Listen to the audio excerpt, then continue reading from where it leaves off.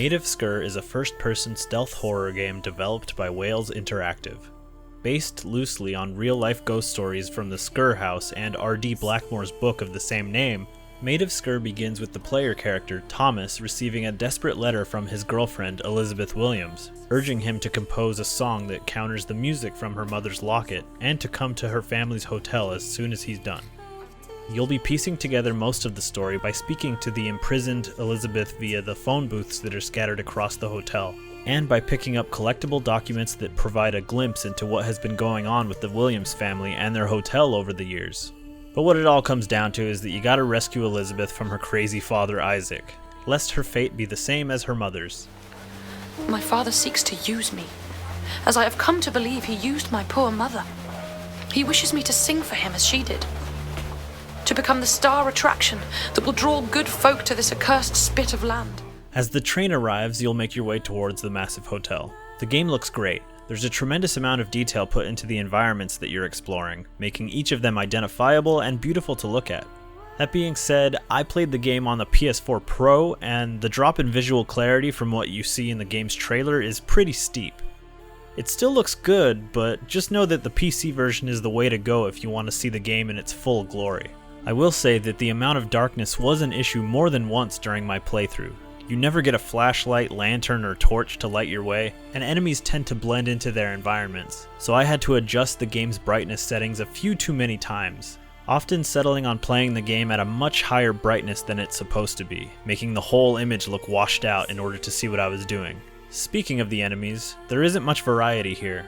You'll quietly sneak around the hotel trying not to make a sound, or else these blind, sack-wearing goons will come and kick your ass. And from the beginning to the very end, you pretty much just get different flavors of this enemy. Oh hey look, this one lost his shirt.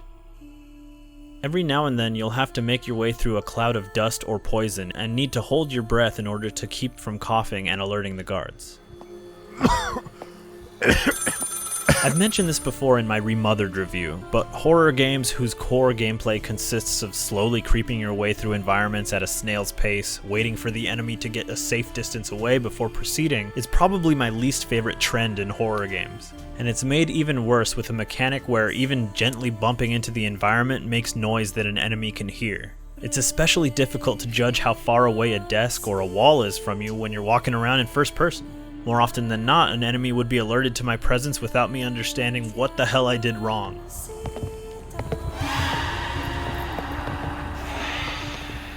It can get super frustrating, and unfortunately this is the majority of what Maid of Sker has to offer mechanically.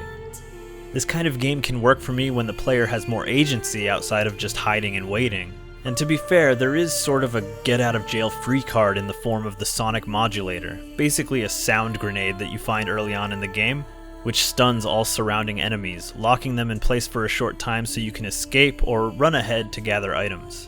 But this thing has a limited amount of uses, and even though I felt like I had been pretty conservative with it, I often seemed to be out of charges, which left me with no other option but to hide and wait in most situations. On one hand, I understand that this is a horror game, and what I have described sounds like a dread-filled, spooky fun time.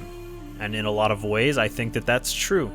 But to be honest, my impatience eventually got the best of me, and about 3/4 of the way through the game, it was clear that no new mechanics were going to be introduced to freshen up the gameplay loop. And I just wanted to get it over with, so I threw it on easy and abused the hell out of the extra health that gave me and the enemy's slower response time. I would recklessly sprint into rooms and past enemies, trying to scan every wall for collectibles or items as quickly as I could without taking too much damage, and then making a mad dash to the save room to preserve what I had just done. Mind you, this isn't how Maid of Sker was meant to be played, but at this point I needed a break from the endless waiting around, sneaking my way through tight corridors, just watching and waiting for an opening so that I can sneak by, grab an item, and get caught inexplicably at the last moment and have to try all of it again.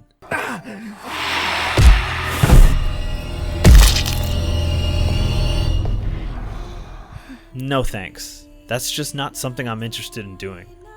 Frustrating stealth segments aside, the rest of the game consists of collecting items, solving puzzles, and a few pretty decent boss encounters if you want to call them that. Reflecting on my time with Maid of Sker, I'm a little bit torn about how I feel about it.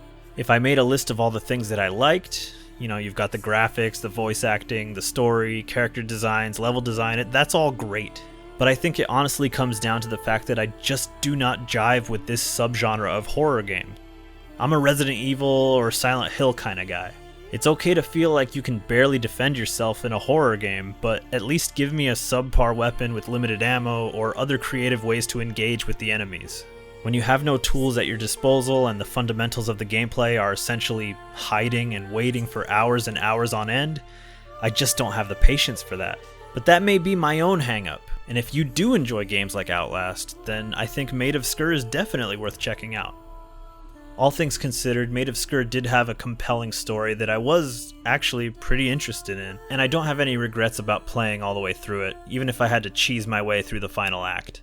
And that's why, based on all the things that I did enjoy about the game, I'm going to go ahead and give it a 3.5 out of 5.